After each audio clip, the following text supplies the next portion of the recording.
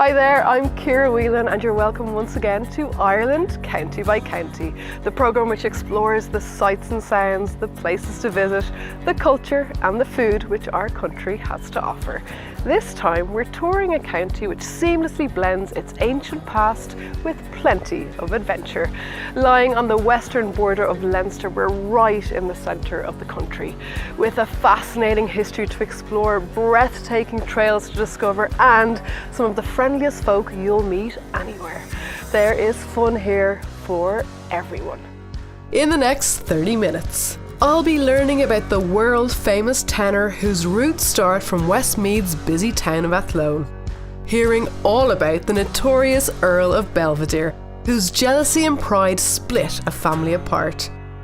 Visiting the incredible distillery at Kilbeggan, which dates back over 250 years, the oldest distillery of its kind in Ireland. Exploring the gorgeous and green grounds of the grand Tullynally Castle Gardens. Traversing the Royal Canal and exploring the mighty River Shannon in a county famous for its sparkling lakes. Welcome to County Westmeath.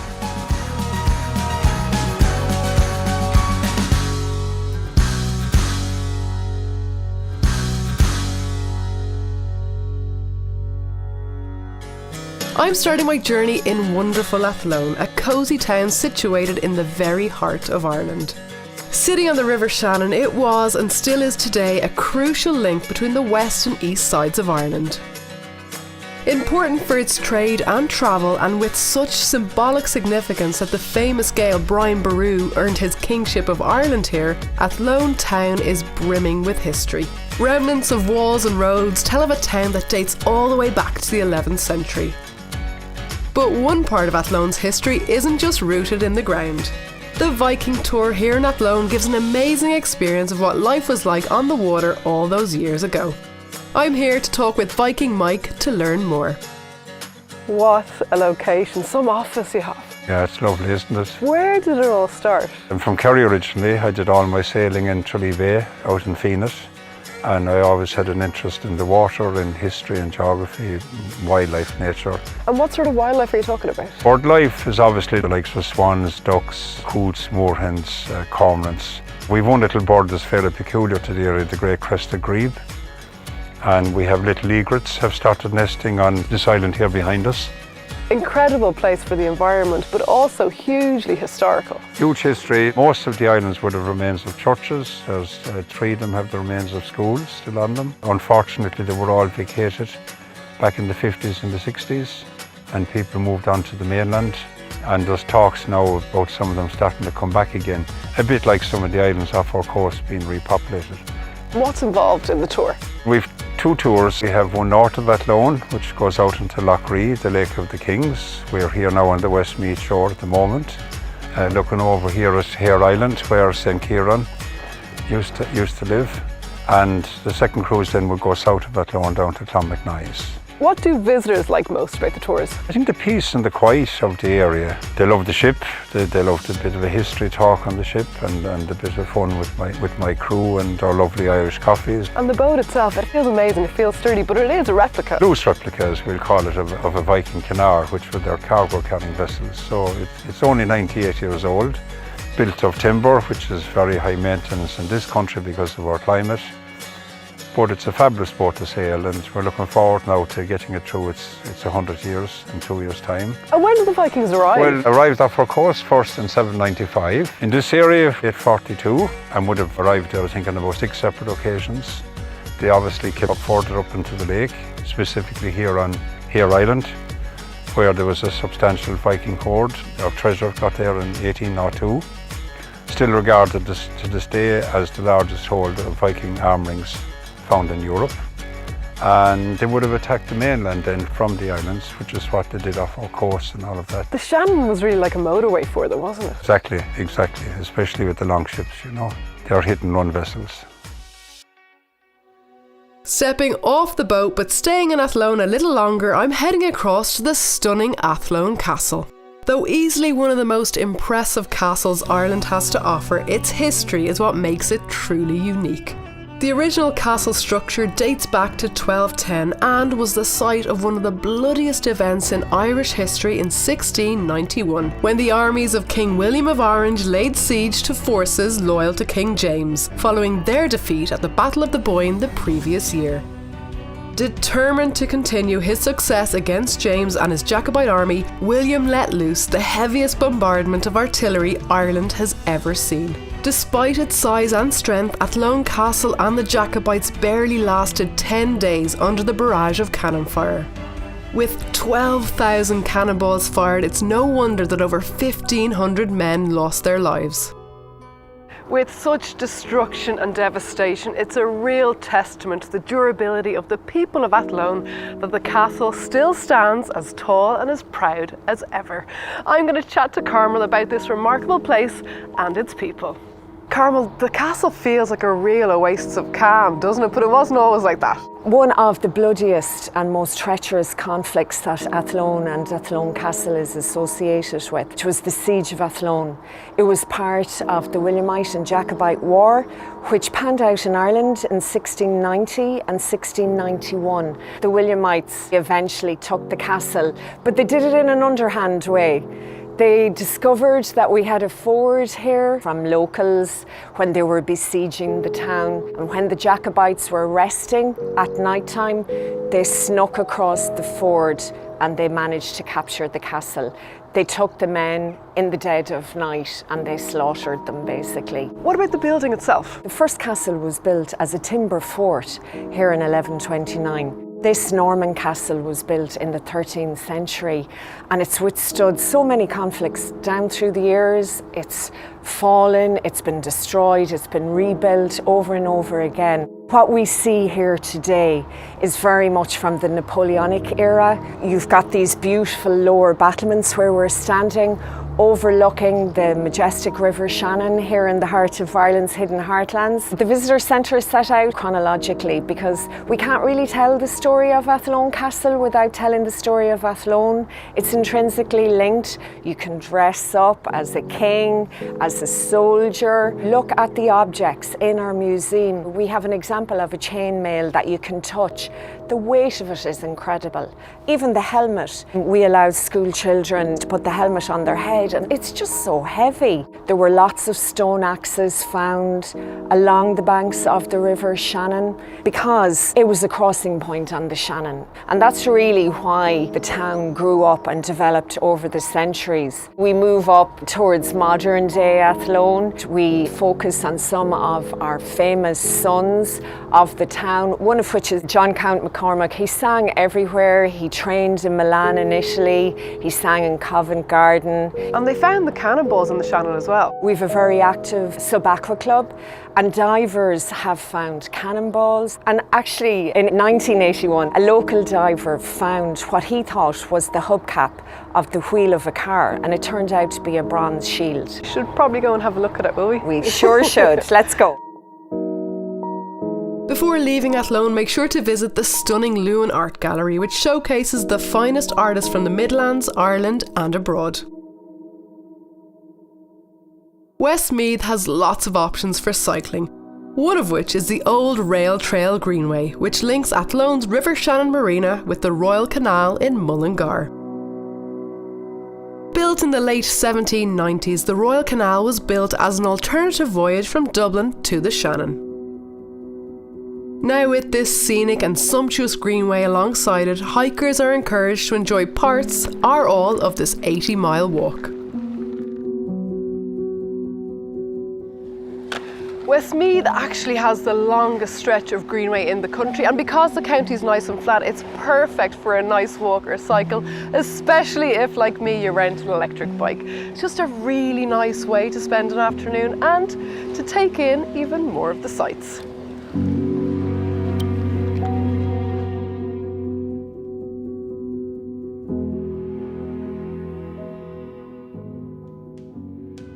Leaving the lush banks of the Royal Canal Greenway, I'm driving to the county town of Mullingar to pay a visit to the luxurious Belvedere House. The influential and wealthy English family Rochford arrived in Ireland in the 13th century. However, despite their nobility, they proved to be far from noble. The Rochford patriarch Robert subjected his wife to years of bitterness before imprisoning her on false charges of infidelity with his brother. While his wife was housebound in his family home, Robert became the Earl of Belvedere and built himself this house you can't but admire. The history of the house may not be the warmest story, but there is definitely a happy ending here at Belvedere. It is the loveliest place to walk around, and I can confirm that the locals who really do make the most of the grounds are much friendlier than the wicked Earl. Belvedere House and Gardens, Stephen, is beautiful. Who originally owned the estate? The estate originally would have been owned by the Rochford family. They would have had the estate here, the 160 acres were in for a period of time, and then the house itself here, Belvedere House, would have been built in the 18th century. So quite a lot of time here before they went about building the house itself. And it was built by Robert Rochford, who was the eldest son at the time, or the Wicked Earl as he was known. He married Mary Molesworth, and their firstborn was a girl, very much to Robert's dissatisfaction, and he showed no interest at all. He wasn't a very nice person, and he certainly wasn't nice to his wife Mary. No, he was not happy about having a daughter as his firstborn, and then there was great fanfare when the secondborn was a son. And he was very happy about this, but again, he didn't stay settled for very long. He was about to Dublin again and over to London. He was probably paranoid then at that stage and wasn't showing any sort of love and affection as you would nowadays towards your family. Mary lent on her brother-in-law and his wife for support, as you would. Robert became enraged about this and told a story that there was infidelity and things going on when he wasn't about, which were not true at all, but unfortunately, given the times when you were a lady in Ireland or anywhere, there was something said about you, it was taken as given. So then he locked her away? She was locked away then for the rest of her life, yeah, really just awful stuff. Well, what can people expect to see when they come to see the house? You have Lough Ennel, you have forest woodland walks, we have the Victorian wall gardens, we have the house itself. We also have a new audio tour. So when you arrive to reception, you can take an audio piece with you. There are different points all around the estate, 20 in total, 3 of which are in the house. You can hear as you go from room to room all about the history of the house as well as seeing what you're experiencing also. Stephen, thank you so much for taking the time to chat to us today. Thank you very much. Thank you. Leaving the luxurious Belvedere House, I make my way to Kilbeggan to learn more about the oldest distillery of its kind in Ireland. With roots dating back to 1757, the story of this whisky distillery is like no other. From one hardship to another, the distillery of Kilbeggan saw out the days of the Cork Total Abstinence Society, survived the closure of their export with prohibition in the US, stopped and started through a period of tough taxation and ruthless landlords, yet today it stands, producing whisky better than ever. Carol, the distillery is absolutely beautiful. How long has it been here?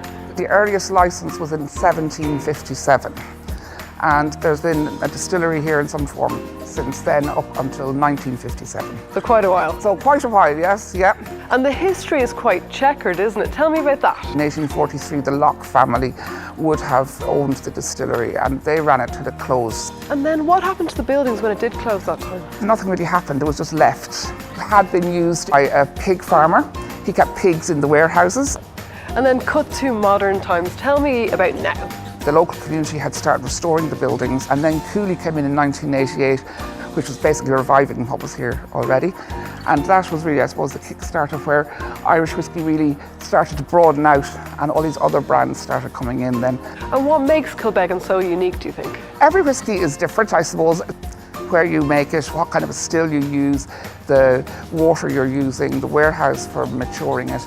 Kilbeggan whiskey is double distilled, whereas the majority of Irish whiskies are triple distilled. And what about the process itself? When we go into the new distillery, what we'll see is our mash tuns, where we mix the hot water with the grain to convert the starches into sugars. And then over in our fermentation vats, we add yeast, and then this will work away for 48 hours, producing alcohol. This 7% alcohol will then come down into our first pot still, the wash still. And as it comes off the wash still at about 20% alcohol, it will then go into our second still.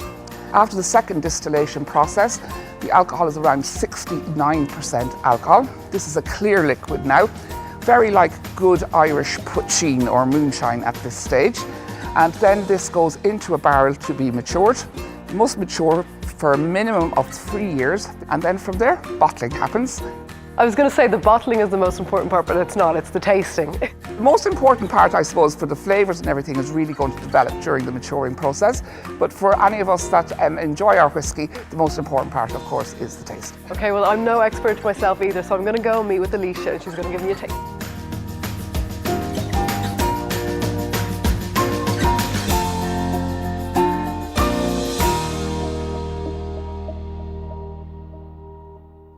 I'm journeying north to stop off at the mythical Abbey of St. Fechin at Fore. Known throughout Ireland and across the world, the legendary Benedictine monk Fechin founded his abbey on the north of Lough Lean outside the village of Fore. It wasn't long before legend grew around Fechin, and a reportedly 300-strong community of monks lived here by the time of his death in 665 AD. Though already packed with history and beautiful surrounding landscape, visitors are attracted here to witness for themselves some of the 7 wonders of Fore. This place really is a must visit for anyone coming to Ireland's ancient East. St. Fechin's Abbey and the 7 wonders of Fore really are wonderful. Goya, what I love about Westmeath is you've got every type of accommodation. You've got the big hotels, but then you also have B&Bs, which is where you come in. Tell me, what is a B&B? A B&B is bed and breakfast. So we welcome people into our homes and we offer them a bed for the night and the full Irish breakfast in the morning. But they're not just getting bed and breakfast, they're also getting your knowledge. We would guide them around the area and tell them the important parts to see and the places to go and call in for coffee and everything like that, you know. Tell me about the 7 wonders of Fore. There are 7 wonders east around St. Fechin in Fore. The first one behind us is the Benedictine Abbey, the largest remains of a Benedictine Abbey in Ireland. Then we have the mill without a race. St. Fechin built a mill for providing flour for the monks, but there was no source of water to turn the mill wheel. So this leads to the 3rd wonder of Fore, which is the water that flows uphill. Behind this hill here, there is a lake called Lough Lean. St. Fechin needed water, so he used his crozier to strike a rock. The water travelled through the hill, comes out in the village here, but the level of the lake is lower than the level of the village, so it has to travel uphill to come here. Then we move on and we've got the tree that won't burn here beside us. Never tried it myself. At the base of it there is a well there, and in the well there was water that won't boil. Again, haven't tried to make my tea with that. St. Fechin's church is on the hill behind us, and when it was being built there was a very large lintel stone to be used, but the monks, not having diggers or any of the equipment we have now, couldn't lift up the lintel, so St. Fechin was to have lifted up the stone by his prayers. And then we come along to the tower behind us, which is where Patrick Beglin, the last hermit in Ireland, lived in the 1600s. And he would provide prayer services for the people of the area, and they would provide food for him. It's definitely a magical feeling in the air around here.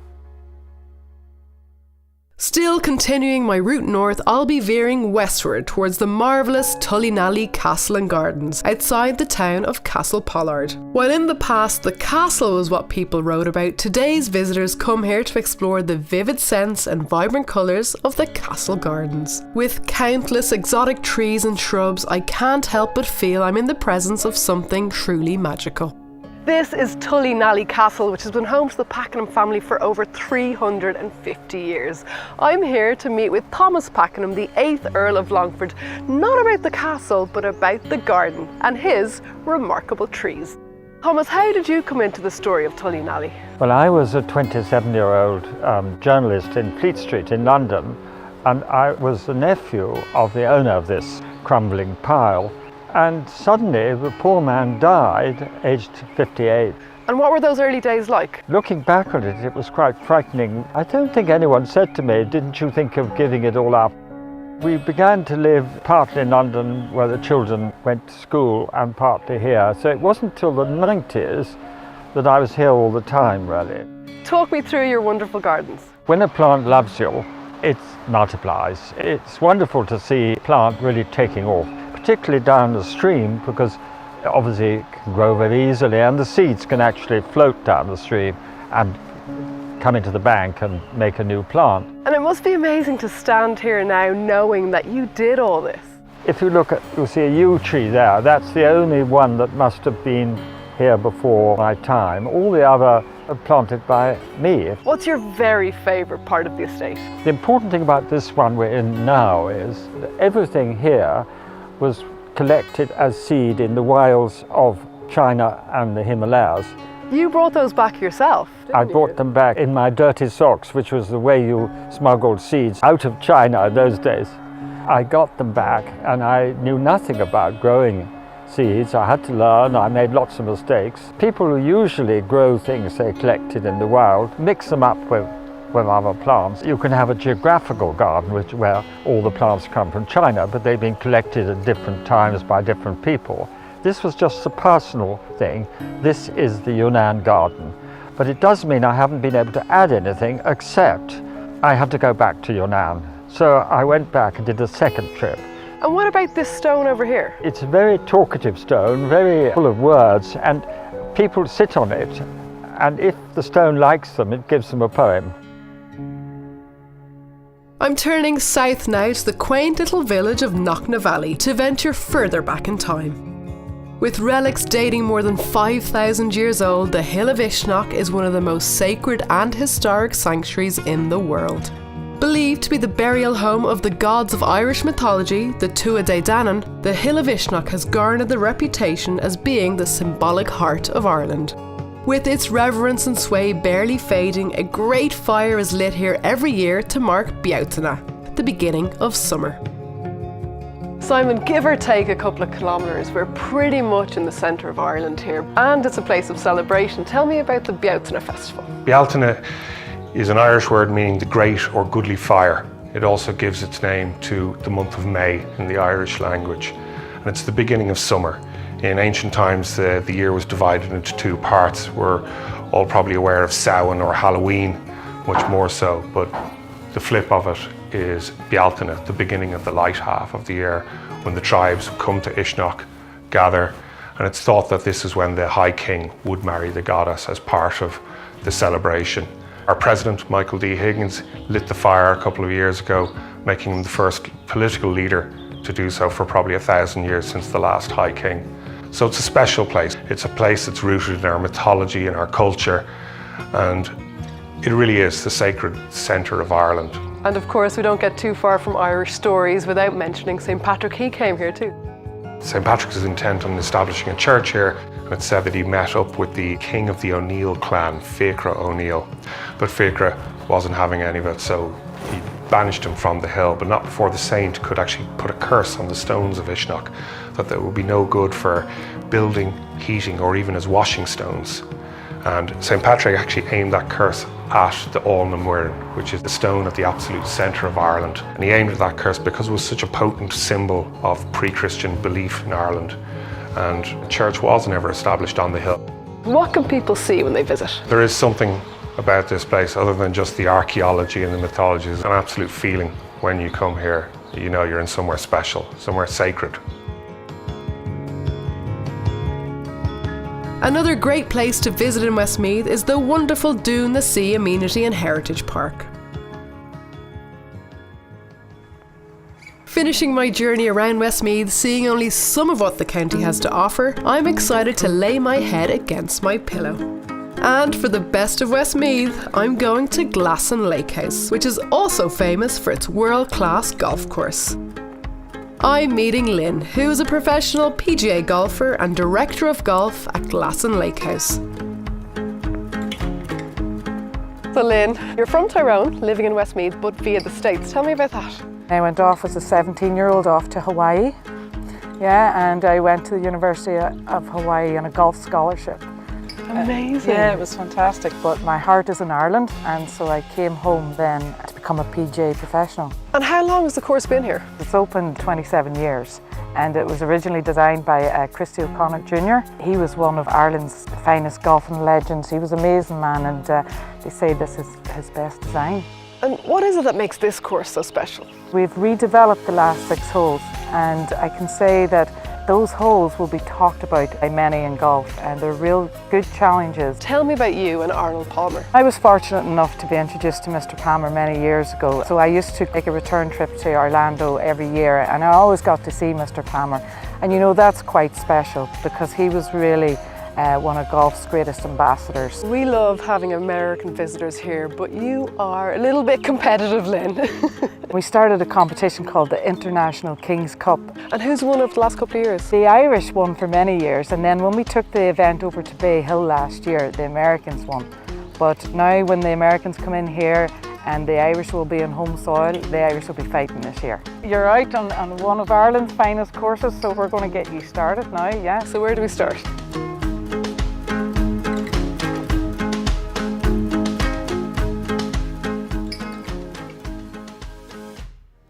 And that's it for our visit to County Westmeath, where you will honestly get the warmest of welcomes. Join us next time as we continue our journey around Ireland, county by county.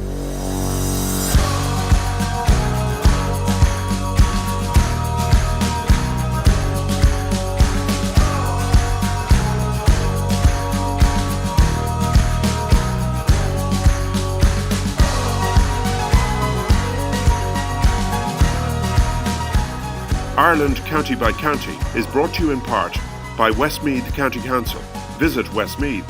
Ireland's Department of Foreign Affairs, the National Parks and Wildlife Services, Board Bia, the Irish Food Board, the Department of Housing, Local Government and Heritage. CIE Tours, sharing the magic of Ireland for nearly 90 years.